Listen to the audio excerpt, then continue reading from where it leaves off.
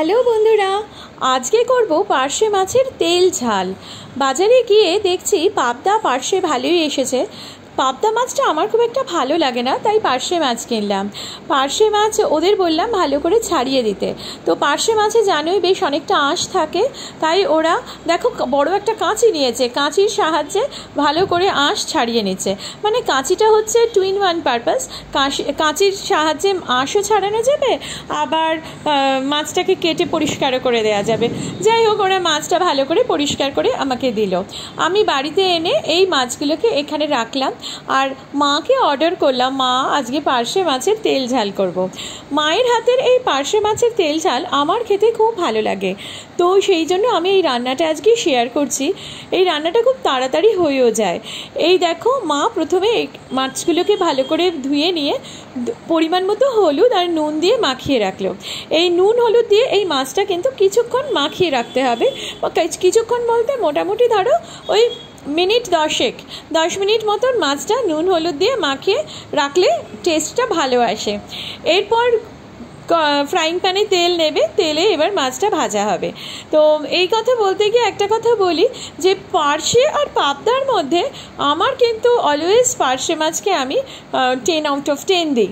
তোমরা কোন মাছটা পছন্দ করো আমাকে কমেন্ট করে জানিও। এইবার তেল যেই গরম হলো ফ্রাইং প্যানে, তখন আমরা এই পার্শে মাছটা দিয়ে দেওয়া হলো।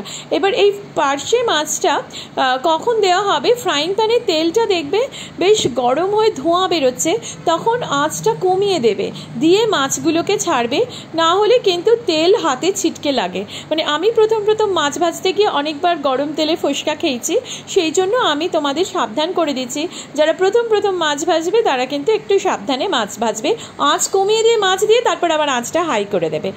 আচ্ছা, এইখানে দেখো মাছগুলোকে হালকা করে এপিট ওপিট ভাজা হয়েছে। মা এপিট ওপিট ভেজে নিয়ে মা কিন্তু মাছগুলোকে এইভাবে উল্টে দিচ্ছে, খুব কড়া করে ভাজা করছে না। এরপরে দিচ্ছে 1/2 চামচ 5 ফোড়ন, আর দেবে কাঁচা লঙ্কা। 5 ফোড়ন কিন্তু খুব বেশি না, তাহলে তেতো হয়ে যাবে। 5 ফোড়নটা 1/2 চামচ মানে দিতে হবে, 1/2 চামচ মতো ছোটো চামচের 1/2 চামচ 5 ফোড়ন, আর দেওয়া হলো কাঁচা লঙ্কা। এইবার দিয়ে এরপরে এই কাঁচা লঙ্কা দিয়ে তারপরে দিয়ে দিতে হবে জল।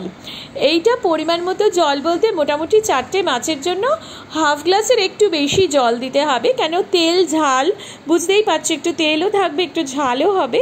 তো মাছের ঝাল দিয়েই তো ভাত খেতে খুব ভালো লাগে, যেটা হচ্ছে বাঙালির ভীষণ প্রিয় খাবার। এবার এইখানে পরিমাণ মতো হলুদ দেওয়া হলো, হলুদ হচ্ছে 1/2 চামচ হলুদ দেওয়া হলো, আর পরিমাণ মতো নুন, কেন নুন মাছে ছিল, এটা মনে রাখবে, নুন মাছে ছিল তাই সামান্য নুন দেওয়া হলো। এইবার এইটা ঢাকা দিয়ে দেওয়া হবে, ফুটে উঠবে, তারপরেই রেডি হয়ে যাবে গরম গরম পার্শে মাছের তেল ঝাল। এই পার্শে মাছের তেল ঝাল খেতে কিন্তু দুর্দান্ত লাগে। তোমরা আমাকে কমেন্ট করে জানিও এবং ট্রাই করো অবশ্যই, খুব চটপট তৈরি হয়ে যায়। তোমাদের রান্নাটা কেমন লাগলো কমেন্ট করে জানিও। আজকের মতো এখানে টাটা।